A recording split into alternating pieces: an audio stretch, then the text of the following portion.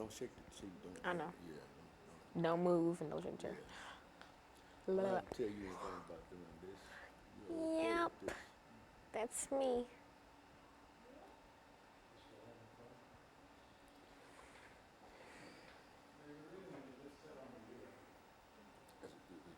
My tie on straight. Yeah.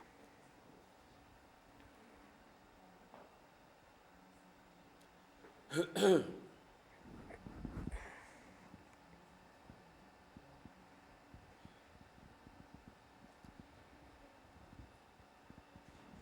know, this is an appropriate topic today. Talk about the Russian Revolution because. Are we fighting with the Russians? Well, not fighting, but Donald Trump has a little bit of issues with the Yeah. Well, that's Russians. what I was saying. People would like to know more about What they dealing with. context. Yeah, the context in terms of what you're talking about. We finna be turning into the Soviet Union. It does seem to be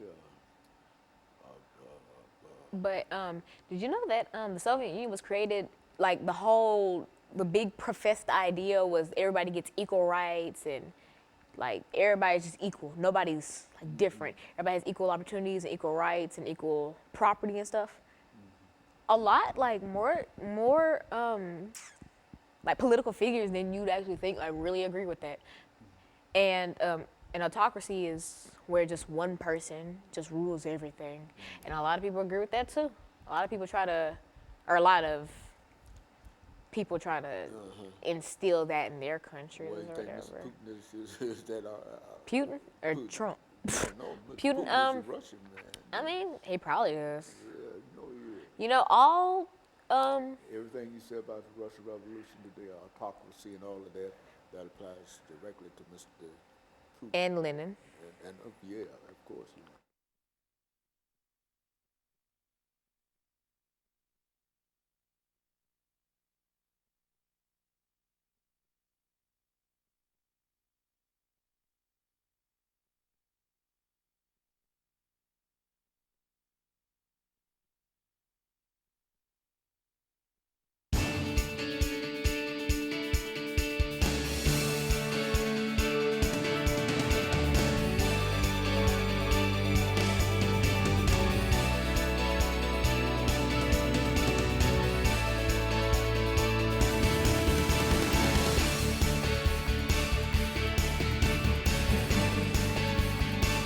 Thank you and welcome to the show today. The topic today is the Russian Revolution. And we're fortunate to have with us to talk about the Russian Revolution, Alana McLaughlin. And of course, Alana, let me welcome you to the show this morning and to tell you how delighted we are to have you with us. You've not been with us on a number of occasions, but nevertheless you are with us today. And you have selected a very, very unusual topic today, dealing with the Russian Revolution. Before we get started in the topic, Alana, let's see if we can have you to give us some information about your background, your education, and some of the things that were important in terms of bringing you to us this morning. And by that time, we should be out of this first 6-minute segment, and then we'll have an opportunity to dive directly into the Russian Revolution. Let's do it from that perspective. Well, as you previously stated, my name is Alana McLaughlin. I am a freshman at the Nashville School of the Arts. I play trumpet. And what really brought me here was my love for history and talking about topics that a lot of people don't know about. Like the Russian Revolution, people know of it, but people don't really know about it. Mm-hmm. And so that's my main purpose here today, to shed light on a topic that is kind of important. And well, all historical events are important because they tie into our modern daily life in some way, shape, or form. But about me, I'm Alana McLaughlin. I am very involved in sports. Like I said, I play trumpet. I am in marching band. I cheerlead, etc. Just things like that. And that's about it. But school comes before everything. And I'm really more of an academic-based person. So that's very good. And so let's look at the so-called Russian Revolution, Lana, and give us sort of an overview in terms of the kind of information that you're going to give us this morning dealing with this very, very important historical event? Well, the overview of the Russian Revolution is really just the big name for two sets of revolutions. And these two revolutions kind of work together to tear down the Tsarist autocracy. And now, if you're not familiar with that, it's a type of democracy or whatever. And it's a type that basically means one person rules everything. So they rule government, they rule the people, just one big leader. If you look back in history, there were lots of forms, well, attempted forms of autocracy. Say Hitler and the Jews, he tried to kind of run everything with him just being the sole leader, not really having a government, just him. Lots of dictators try to instill an autocracy, but a lot of times it doesn't work. But as I was saying, the Russian Revolution is just a big name for that. And see, once the Russian Revolution occurred in 1917, this overthrew that autocracy that I mentioned, and this was the beginning of the Soviet Union, which would come to play in 1922. Why don't you tell us something about how this overthrowing of this autocracy came about? What was an autocracy, and what was the name of the basic kind of thing that upheld the whole Russian situation up until that time? Well, what upheld the Russian people was the fact that none of them had rebelled up until this revolution, this rebellion. They all sat and kind of tolerated this autocracy, this one person trying to instill beliefs and views that the Russian people didn't necessarily agree with. But they let this pass by until certain people stood up and tried to break down this barrier. And these people can be seen as the equivalent of like civil rights leaders for African Americans. As we know, civil rights leaders tore down the barrier of segregation and things like that. And they helped bring equality for their people, as the people who stood up for the Russians did. And there's so many people, more than I can name, that stood up and fought this. But in the end, these people stood up, and that's how the part one of the revolution started. Because, like I said, there was two revolutions. They both occurred in 1917, though. And the Russian Revolution is just a big overview of those two revolutions.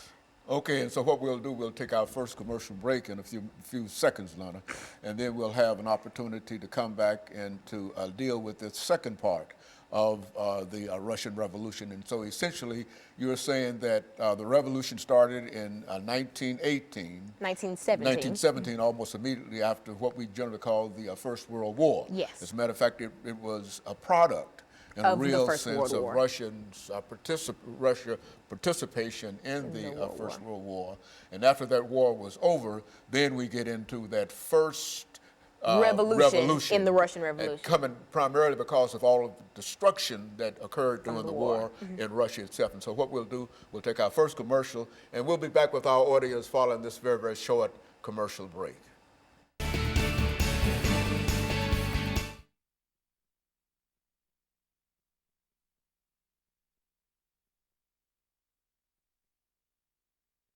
Why it would never survive somewhere like like America and stuff like that. And then after that, I'm just going to like comparing dictators and stuff. Okay, well, you let me know. Are you just going to start comparing? I'll just follow you then. All right. Okay, well, I'm just trying to get a pace to it and get a voice level and a depth to it. Okay. You make it go that way, and because it bring you out in reference to it. And so when we come back, I'll announce what we're dealing with, and then you can start again where you please. And we've got 8 minutes, and you deal with this however you wish to. And if at some point you wish to bring in some information in reference to the animal farm, et cetera, anything that you want to deal with dealing with the Russian Revolution, because I think we've got a pretty good start dealing with that great historical event.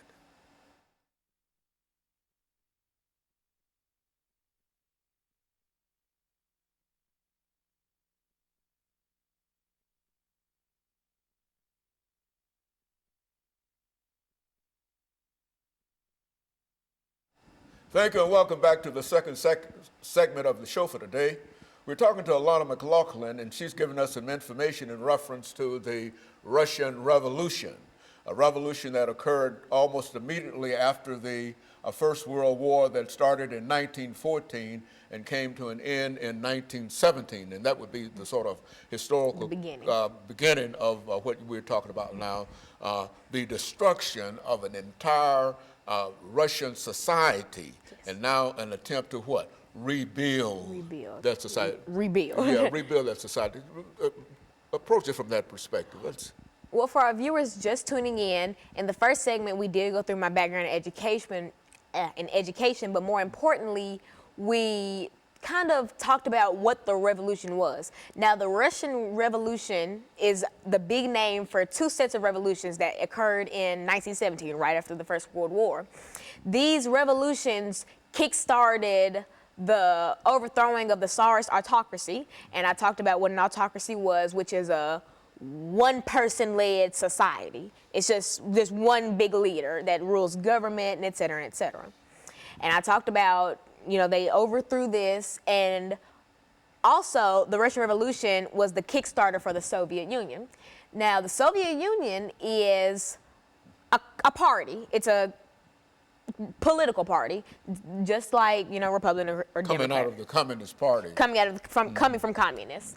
Now, the Soviet Union's big idea was that all persons should have equal rights, equal property, just everybody should just be equal. There was no personal property, everything belonged to the state, really. But they tried to make all people equal. Now, you could see that it might sound, you know, fair and good in the end, but it doesn't really work. Now, something like this couldn't be instilled in America because we have different rankings of people. We have the higher class, we have the lower class, middle class, working class, all that. And to make all these people into one little division. Equal. Yeah. Everything is equal under that system. Is that what I... Wouldn't necessarily work, because while all men are equal, all their possessions and some skills and et cetera are not equal. And so the Soviet Union tried to just take away all personal properties. You know, you were just blank, basically. You were nothing but, me and you were the same. Even though we're quite different people, in their eyes, we're the same. We're not individual.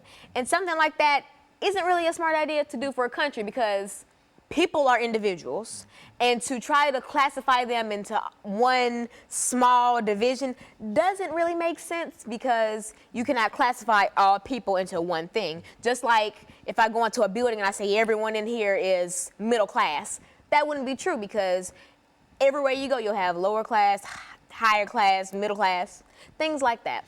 Are you saying that even though there's an attempt to make everybody equal, that all individuals are not, the same, and therefore, no matter what kind of system you develop, you have to make arrangements for those differences within America, within individuals. Is that what we're saying? Yeah, and some lesser-known political parties say that, you know, people are equal, but we're different, and that's true. No man is worth more than the other, yet we just have different skills. No, we're not the same. Like me and you, we both deserve the same things, deserve the same treatment, but we are not the same. We're not on the same levels. And that's kind of what the Soviet Union wanted to do to all the Russian people. Like, the capital city for the Soviet Union was Moscow, and that was also the largest city. And this was Russia. The biggest country in the Soviet Union was Russia. And so I'm kind of focusing in on Russia because of the Russian Revolution. And so in making all those people the same, it didn't really work out. And so, but here's a surprising fact.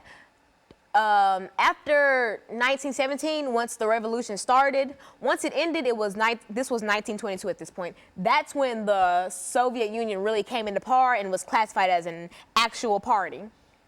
The Soviet Union did not end until 1991, July of 1991. So this actually lasted, and it was incorporated for the Russian people. And so 1991 was about 20-ish years ago. This really went on for a long time, and people don't see that. They think of, when they hear Soviet Union, they think of, oh, this is back during Lenin and the Tsarist autocracy. this was very close to 27. This is 2017. That was not a long time ago, and so it's very strange to look at it that way because the Soviet Union was still coming into par when we had like modern televisions and stuff like that. It's very strange to think about. You know, Lana, thinking about the Soviet Union and some of the things that you've already said about equality of opportunity and et cetera, I think that you can look at the Constitution of the United States of America and say in reality, these are some of the things that are promised in the United States Constitution. Now, what made Russia different from the United States? Well, see, the United States, the Constitution says, you know, all people are equal and all this and that. That's not really how America treats their citizens or the United States.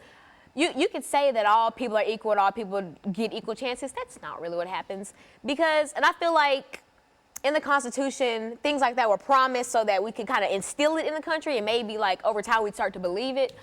But that has yet to happen because we still have hate crimes and hate groups and KKK and things like that. And so up until we actually start to instill the things that the Constitution says, like black people have the right to vote, but there are still voting centers in predominantly black cities that get burned down because black people are trying to vote.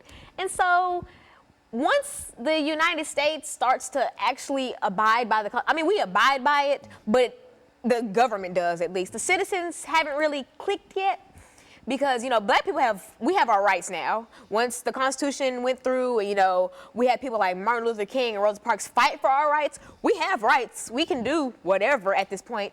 But citizens still try to make it hard for us to do whatever. And that's kind of like Russia.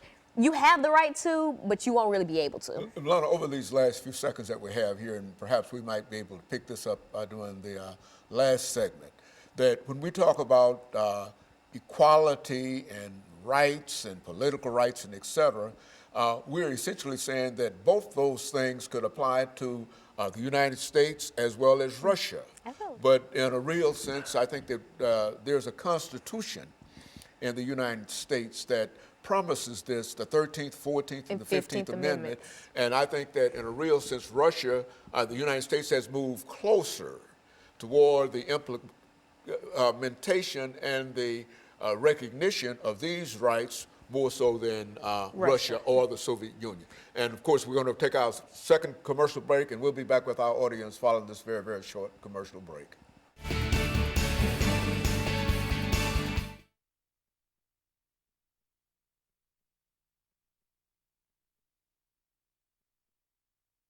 It's habit. It's like, don't do that. Okay, it's habit. Okay. No, No, because I get tongue tied. I was like, yeah. Well, I'm just tie your tongue up and do like I do with these dentures. You Okay. talk about trying to talk with those things. Oh, That's really, okay, I get it. you know what I'm saying? Yeah. But you're doing excellent. You're doing really well. Now, what you want to talk about now? I'm gonna go back in on rights and stuff, and then compare, like just comparisons and stuff. Okay, I'm gonna let you just go and start talking about what you think you know about. You're doing well. This is some of the information. This is good information, and it gives us a. But I just wanted to make that comparison because we believe, all of us believe in equality of man. That's what, as a matter of fact, the Soviet Union is built upon communism, and communism essentially is common. Everybody ought to share everything, property, and et cetera, and et cetera. But we.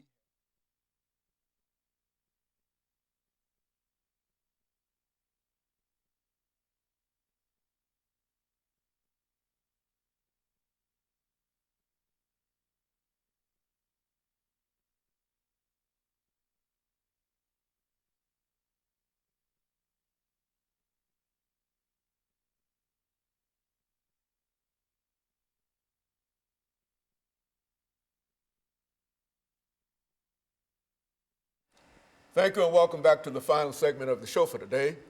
We're talking to Alana McLaughlin, and she's given us some information in reference to the Russian Revolution.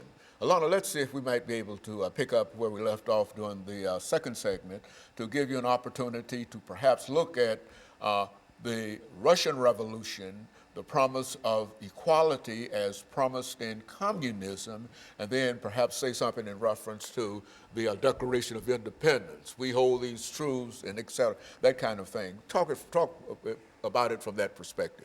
Now, in the last segment, we compared the Soviet Union to how the United States is, and we talked about how the things that they implemented in Russia from 1922 to 1991 wouldn't really work in the United States. And here's another reason for that. Communism, which was very prevalent in Russia and, Moscow, was it was based on the word community, communism, community, which is all men are equal, all men should share, things like that. Now, America, we have the 14th, 15th, and 13th, 14th, and 15th Amendments that basically talk about African American rights, because there wasn't really a time where Caucasians, their rights were taken away. It was basically black people. And so, in talking about communism and all that, they wanted other people to be equal and share. We couldn't implement that in America because we went through slavery for 300 years. People weren't equal for 300 years, and only after slavery did we start to think about, oh, well, can black people vote? Can black people, have basic human rights? Can we give those back to them? And eventually those were given back to us due to the Constitution. But as I said in the last segment, United States citizens are known for not really implementing those Constitution-like rights. Like, for instance, I mentioned how African Americans do have the right to go vote, but you'll still hear plenty of stories about predominantly black voting centers getting burned down because of white supremacists don't want black people voting. And it makes you think, are we back in the 1800s where black people couldn't walk outside without issues from white people, or just from any other race that felt that they were above African Americans due to the color of our skin? And that's something that really makes you think, what if America tried to implement something like that? Would we have not gone through slavery? Would the Constitution be written like how it is? Would women have rights? Because, women got rights and that's crazy. Well, it's not crazy that women got rights. It's crazy that women had to be given rights. It's crazy how men think that they're above women just because of maybe stature. They are men. Because they're men. Mm-hmm. And it's crazy how white people or other races think they're above African Americans because they're white. And so that's a lot of things that happen in Russia. If you try to compare them to the United States, it wouldn't really fit. Like a puzzle, it wouldn't fit together because it wouldn't work. America wouldn't go for something like that. If we got a president and he tried to instill communism and all that, everybody would be like, equal, I'm not equal to this black person, or I'm not equal to this woman or child. It would be lots of issues. Let's end this, Lana, over the next 6 minutes by taking thought of something that I learned quite early in college, and that was the Declaration of Independence. And I think in a real sense, what makes Soviet communism and the United States democracy different is because of what? The Declaration of Independence, which is a promise that is made, that is kept consistently in American history, even during the time when slavery existed. When Thomas Jefferson wrote, "We hold these truths to be self-evident, that all men are created equal and they are endowed by their Creator with certain inalienable rights, and they are what? Life, liberty, and the pursuit of happiness." Now, whatever has occurred in the United States of America, we have not moved away from the doctrine of what? Universal right, or what? The Declaration of Independence. Now, in the Soviet Union, when that was declared in 1917 during the Communist Revolution as this idea of equality, there was nothing that they could base that idea of equality in communism, and especially on this whole concept of the Declaration of Independence. There is no Declaration of Independence to the degree that in the Soviet Union as there is in the United States. And I think that in a real sense, that's one of the great differences dealing with the Russian Revolution and the American Revolution. What do you think about that as a statement? Well, the Russians, like you said, they didn't have a lot of weight to back up communism. They just kind of said, well, all people are equal. They didn't have anything implemented into government to say that all these people were equal. They didn't have any declarations and stuff like the United States, like America has. We had, as you said, the Declaration of Independence, which says, all men are equal, are born equal. We have writings to back this up. We have laws to back this up. The government implemented this. And though the government did implement this, the citizens still have yet to implement this. Now, for a good deal, most hate crimes and stuff, the rate has gone down since, say, segregation in the early 1900s. But the fact that you still hear about hate crimes means that not all American citizens are really keen on equality or keen on that everyone is equal. Because if everyone was equal, we still wouldn't be having hate groups like the Ku Klux Klan or white supremacist groups or LGBTQ plus hate groups, things like that. We haven't really begin to understand that people are equal. Yes, it's written down, but do you believe it? Because something could be in writing, but you still won't abide by it. Rules, almost. We have laws that people break every day. And so it takes time for you to implement this, but I hope that soon American citizens start to wake up and smell the roses and start to implement these rights, because they weren't written for no reason. They were written so that we can implement what these founding fathers wanted: independence and equality and things of the sort. A final thought in reference to this. I think we can also say that the United States has had a longer period of time in working out its opportunities toward equality with the Declaration of Independence. They had to overcome 300 years of slavery. Now, in Russia, there was no slavery as such, but there was what was known as serfdom. And so each nation has had to work the ideas of equality out, from serfdom through the Communist Revolution, through communism, from slavery to democracy to the Declaration of Independence, all of them coming together to indicate that while both of these two great countries talk about equality, the United States has a stronger hold on this idea of equality and equal rights than any other country in the world. Would you agree with that? I would agree with that, because that's why America has their name, land of the free, because we do have lots of things implemented so that people can have their freedom, and so that if someone tries to take away that freedom, proper measures can be taken to punish that person.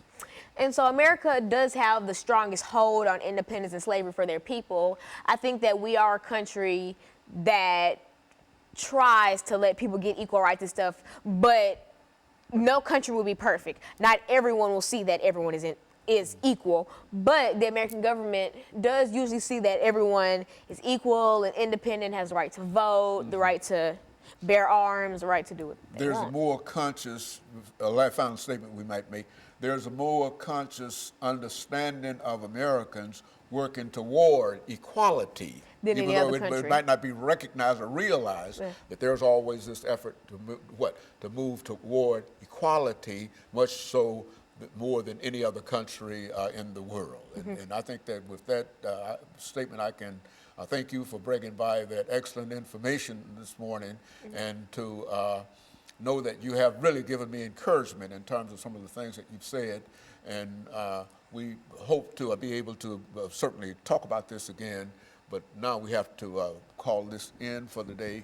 And so let me encourage our audience to tune in again next week to another informative edition of Comments. Thank you, and good morning.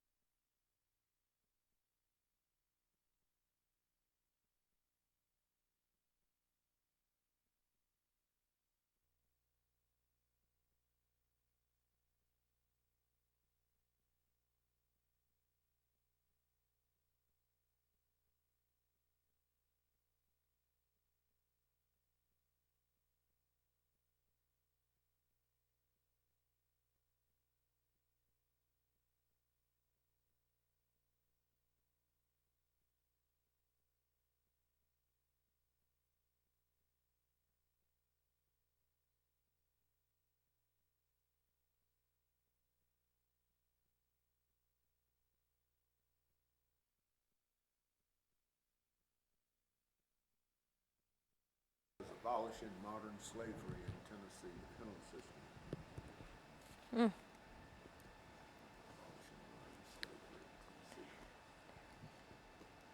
Abolishing modern slavery, code, penal system in Tennessee. With a note immediately, we're not talking about this, something that we indicate and identify as modern slavery, and that's the penal system. Is that correct? I mean, is that what we're